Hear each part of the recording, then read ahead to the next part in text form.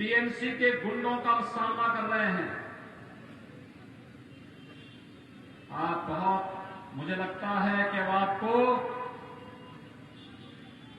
30 दिन का मात्र इंतजार करना है। ये 30 दिन उल्टी गिनती के हैं, एक एक दिन कम होता जाएगा प्रतिदिन। और 2 मई को जब भारतीय जनता पार्टी की सरकार बंगाल के अंदर बनेगी तो टीएमसी के गुंडे उसी प्रकार से जान की भीख मांगते हुए दिखाई देंगे जैसे उत्तर प्रदेश के अंदर ये माफिया और गुंडे आज जो वहां गरीबों को सताते थे, आम नागरिकों का जीना जिन्होंने हराम कर दिया था,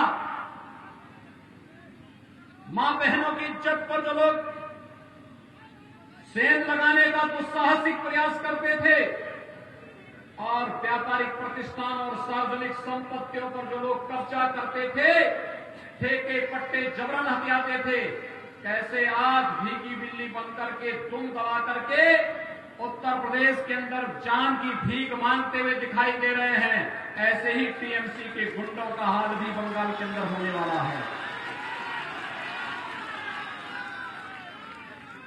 कानून के दायरे में ला करके इन सभी गुंडों को सजा दिलाने का कार्य होगा। चिंता करने की कोई आवश्यकता नहीं। आपने जो साहस दिखाया है भाजपा के पक्ष में,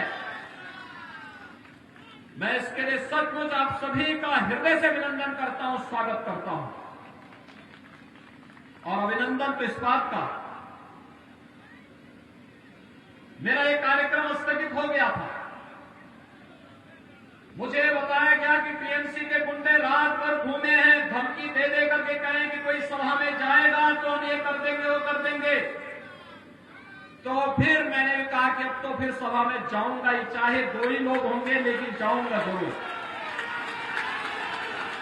और भाइयों बहनों, देखते ही देखते क्या उत्साह है आप लोगों का, माताओं का, बहनों का, युवाओं का जो उत्साह है, यह उत्साह इस बात को साबित करता है कि जब 2 मई को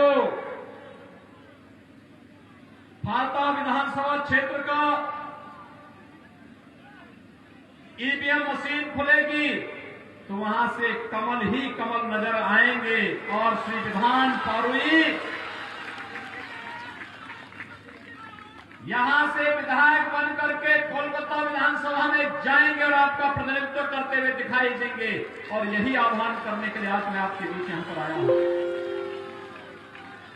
भाइयों बहनों, भाजपा बंगाल की आवश्यकता है।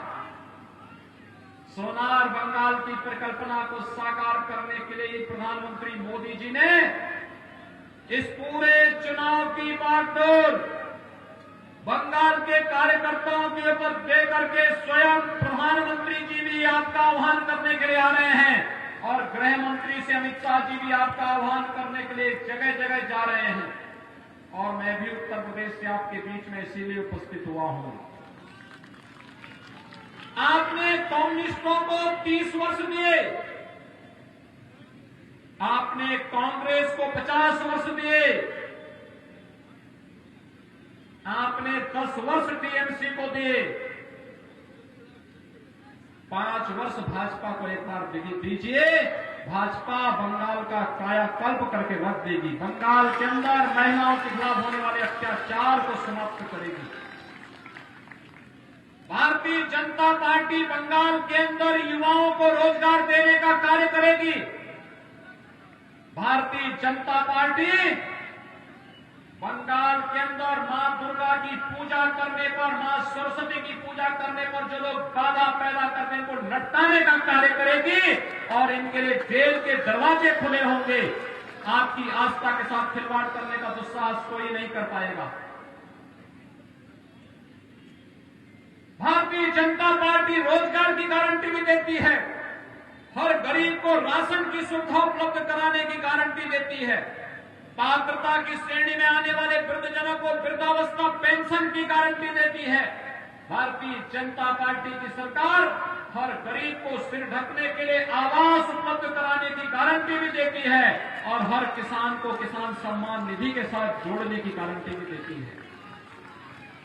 भारतीय जनता पार्टी हर एक गरीब को 5 लाख रुपए सालाना आयुष्मान भारत के अंदर स्वास्थ्य बीमा का कवर की गारंटी भी देती है और भारतीय जनता पार्टी बंगाल के अंदर बंगाल के हर नागरिक की सुरक्षा और उनके सम्मान की गारंटी भी देती है।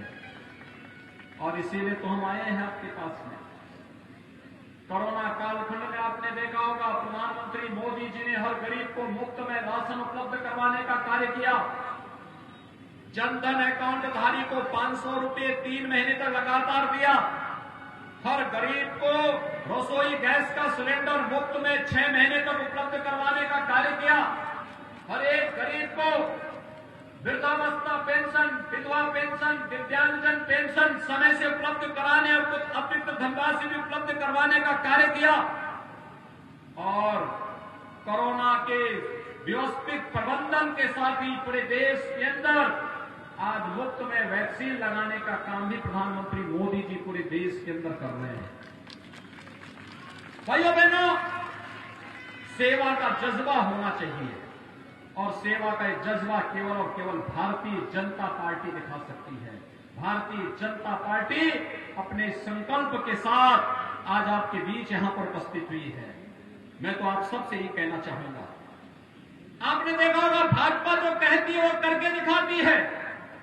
हमने कश्मीर से धारा 370 को हटाया और यही नहीं, भारतीय जनता पार्टी ने अयोध्या में भगवान राम के भव्य मंदिर के निर्माण का जो आश्वासन दिया था, वो मंदिर के निर्माण का कार्य अयोध्या में प्रारंभ हो चुका है।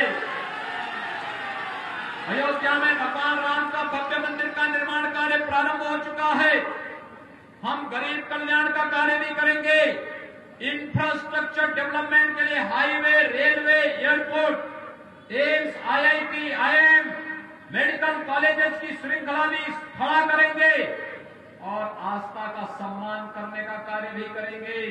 बंगाल के अंदर कोई आपकी भावनाओं के साथ खिलवाड़ करने का दुस्साहस नहीं कर पाएगा और जो ये गुंडे आज धमकी दे रहे हैं, यही गुंडे जान की भीख मांगते हुए फिरते हुए कहीं दिखाई देंगे, आपको कहीं नजर नहीं आएंगे। इनकी लूट खसोट बंद हो जाएगी। इनकी संपत्तियों को जब्त करके जनता में बंटवाने का काम भी कराया जाएगा। चिंता मत करिए, काम भी होगा। और यही आश्वासन देने के लिए आज हम सब आपके बीच आए हैं। ममता दीदी तो अपनी हार स्वीकार कर चुकी है। आपने देखा होगा आज जो कह रहे हैं कि हम भाजपा का मुकाबला नहीं कर पाएंगे, कह दिया है ना उन्होंने।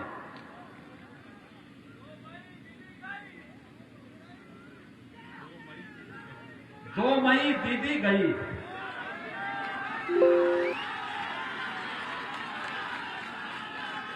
यही है, यही सच्चाई है बंगाल की। 2 मई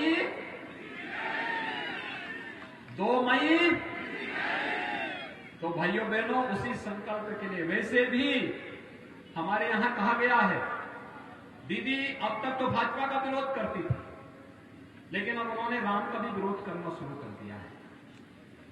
और हमारे यहां कहा गया है कि जाके प्रिय न राम वेदेहि तजिए ताहि कोटि बैरी सम यद्यपि परम स्नेही। यानी जो राम का नहीं वो हमारे किसी काम का नहीं। जो माता सीता और भगवान राम का प्रिय नहीं, वह हमारा भले कितना ही प्रिय क्यों न हो, उसको छोड़ देना चाहिए। और जो राम का विरोध करता हो उसके लिए कोई जगह बंगाल की धरती पर नहीं। यही आपका आह्वान करते हुए आप सबसे मैं अपील करूंगा, भारतीय जनता पार्टी के प्रत्याशी श्री विधान पारुई को कमल चुनाव चिन्ह पर आप वोट देंगे। दोनों हाथ ला करके मेरे साथ बोलेंगे, जय जय श्री राम, जय जय श्री राम।